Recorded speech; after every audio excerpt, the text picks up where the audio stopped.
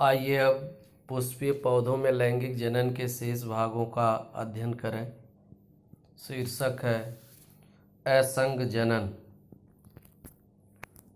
लैंगिक जनन की सामान्य प्रक्रिया अर्थात अर्धसूत्री विभाजन एवं संलयन दोनों की उपस्थिति में होने वाली प्रक्रिया को उभय मिश्रण कहते हैं। लैंगिक जनन की सामान्य प्रक्रिया के बिना ही बीज पैदा करने की तकनीक को अर्थात लैंगिक जनन की सामान्य प्रक्रिया के बिना ही बीज पैदा करने की तकनीक को असंग जनन कहते हैं तथा इस प्रक्रिया को दर्शाने वाले पौधे असंग जनित पौधे कहलाते हैं। इसकी खोज विंकलर ने की थी। यह सामान्यतः दो प्रकार की होती है। नंबर 1, कायिक असंग जनन। इस प्रकार के जनन में किसी कलिका, तना, पत्ती, जड़ से नए पौधे का विकास होता है। इस पौधे में सभी लक्षण मातृ पौधे के ही समान होते हैं। इस प्रकार के प्रजनन में किसी प्रकार के बीज की आवश्यकता नहीं होती, जैसे गन्ना, आलू इत्यादि। आइए अब नंबर 2, अनिषेक बीजता को देखें।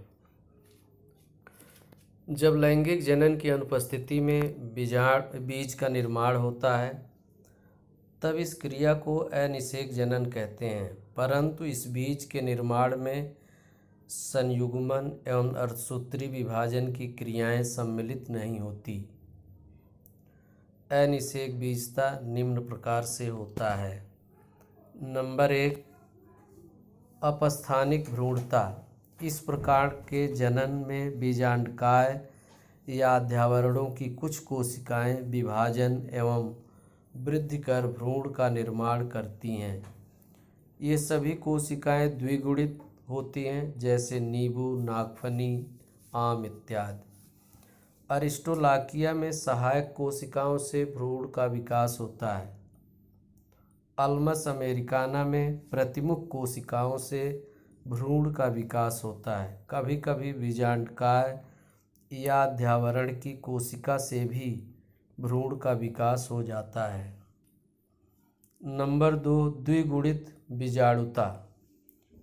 इस प्रकार के प्रजनन भ्रूण कोष बनता है, परंतु इसमें अर्धसूत्री विभाजन नहीं होता, अतः सभी कोशिकाएं द्विगुणित होती हैं।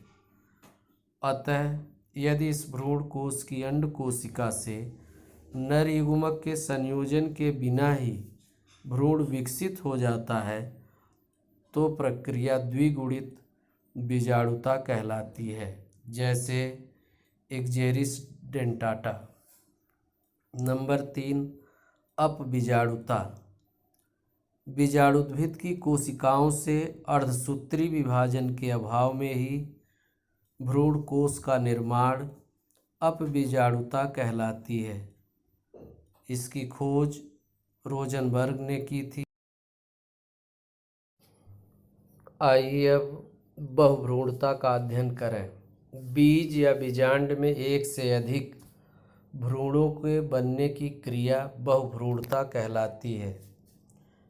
यह आवृतबीजी पौधों में कम, परंतु अनावृतबीजी पौधों में एक सामान्य प्रक्रिया है। एंटोनी वान ल्यूवेनहॉक ने सर्वप्रथम संतरे के बीजों में इसकी खोज की थी। अनेक भ्रूण विकसित होने के बावजूद केवल एक ही भ्रूण सक्रिय होकर नया पौधा बनाता है।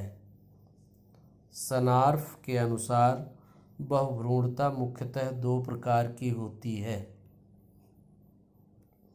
नंबर 1, वास्तविक बहुभ्रूणता। एक भ्रूणपोष की विभिन्न कोशिकाएं जब भ्रूण निर्मित करती हैं तब यह अवस्था वास्तविक बहुभ्रूणता कहलाती है। नंबर 2, मिथ्या या आभासी बहुभ्रूणता। वह स्थिति जिसमें सभी भ्रूण एक ही बीजांड के अलग अलग भ्रूण कोषों या स्थानों से निर्मित होते हैं, तब उसे मिथ्या बहुभ्रूणता कहते हैं। बहुभ्रूणता सामान्यतः 3 प्रकार की होती है, यानी ये मिथ्या बहुभ्रूणता 3 निम्न प्रकार की होती है। नंबर 1, सरल बहुभ्रूणता। इस प्रकार की बहुभ्रूणता में बीजांड में एक से अधिक भ्रूण कोष बनते हैं, जिनके निषेचन के पश्चात अनेक युग्मनज बनते हैं। प्रत्येक युग्मनज एक भ्रूण का निर्माण कर लेता है, जैसे सरसों।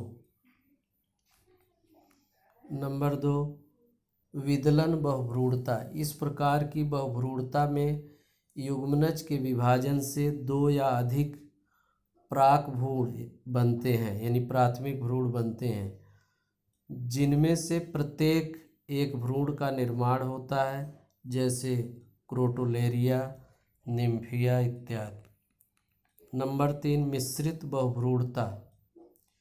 इस प्रकार की बहुभ्रूणता में बीजांड में एक से अधिक परागनलिकाएं पहुंचती हैं। इसके अतिरिक्त नर युग्मक सहायक कोशिकाओं अथवा प्रतिमुख कोशिकाओं से संयोग कर द्विगुणित कोशिका बनाते हैं, जो भ्रूण में विकसित हो जाती है, जैसे एलियम, ओडोरम, एल्पिना, एल्मस अमेरिकाना। नंबर 4, अपस्थानिक बहुभ्रूणता। इस बहुभ्रूणता में बीजांडकाय या अध्यावरण की कोशिकाओं से बिना निषेचन के ही विभाजन द्वारा भ्रूण का विकास होता है, जैसे नींबू, संतरा, आम इत्यादि। आइए अब बहुभ्रूणता के अनुप्रयोग को देखें। नंबर 1, उद्यान वैज्ञानिक तथा पादप प्रजनकों के लिए फलोत्पादन में उपयोगी विधि है। आम व नींबू प्रजाति के पौधों के निर्मित बीजांडकाय से उत्पन्न भ्रूण का उपयोग बड़े स्तर पर होता है। नंबर 3, इन भ्रूणों से प्राप्त नवोद्भिद जनक पौधे के समान ही होते हैं तथा कायिक प्रजनन के समान उपयोगी हैं। नंबर 4, सामान्यतः इन भ्रूणों से प्राप्त नवोद्भिद रोग मुक्त होते हैं। आइए अब आवृतबीजियों में पीढ़ी एकांतरण का अध्ययन करें। सभी आवृतबीजियों का स्वपोषी बीजाणुद्भिद होता है। यह स्पष्ट रूप से जड़, तना एवं पत्तियों में विभेदित होता है। बीजाणुद्भिद पर पुष्प होते हैं, जो पौधे के मुख्य प्रजनन अंग हैं। इसमें नर जनन अंग पुमंग तथा मादा जनन अंग अंडाशय जायांग होते हैं। पुंकेसर पुमंग की इकाई है। पुंकेसर पर परागकोश होते हैं। परागकोश में 4 लघु बीजाणुधानी बनती हैं। लघु बीजाणुधानी मात्र कोशिकाओं का निर्माण लघु बीजाणुधानियों में होता है। अर्धसूत्री विभाजन के पश्चात इनमें अगुणित पराग निर्मित होते हैं। जायांग में अंडाशय के अंदर बीजांड होते हैं। इनमें एक गुरु बीजाणु मात्र कोशिका का निर्माण होता है। गुरु बीजाणु का निर्माण इस कोशिका में अर्धसूत्री विभाजन के पश्चात होता है, यानी गुरु बीजाणु मात्र कोशिका के अर्धसूत्री विभाजन के पश्चात होता है।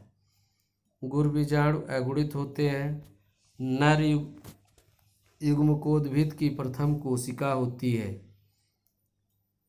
लघु बीजाणु से आगे विभाजन के फलस्वरूप 3 कोशिकीय नर युग्मकोद्भिद निर्मित होता है, जिसमें 2 नर युग्मक होते हैं। गुरु बीजाणु से 8 केंद्रकीय मादा युग्मकोद्भिद या भ्रूणकोश का निर्माण होता है। इनमें से 3 केंद्रक अंडद्वार की ओर स्थित होते हैं, जिसे अंड उपकरण कहते हैं। प्रत्येक अंड उपकरण में एक अंड कोशिका एवं 2 सहायक कोशिका होती है। निभागी छोर की ओर भी 3 केंद्रक स्थित होते हैं, जिन्हें प्रतिमुख कोशिकाएं कहते हैं। शेष दो केंद्रक भ्रूणपोष के मध्य में ध्रुवीय केंद्रक के रूप में स्थित होते हैं। दोनों ध्रुवीय केंद्रक परस्पर संलयन के पश्चात एक द्विगुणित द्वितीयक केंद्रक का निर्माण करते हैं। आवृतबीजियों में स्पष्ट पीढ़ी एकांतरण पाया जाता है। इन पौधों में बीजाणुद्भिद पीढ़ी ही प्रमुख पौधा होता है।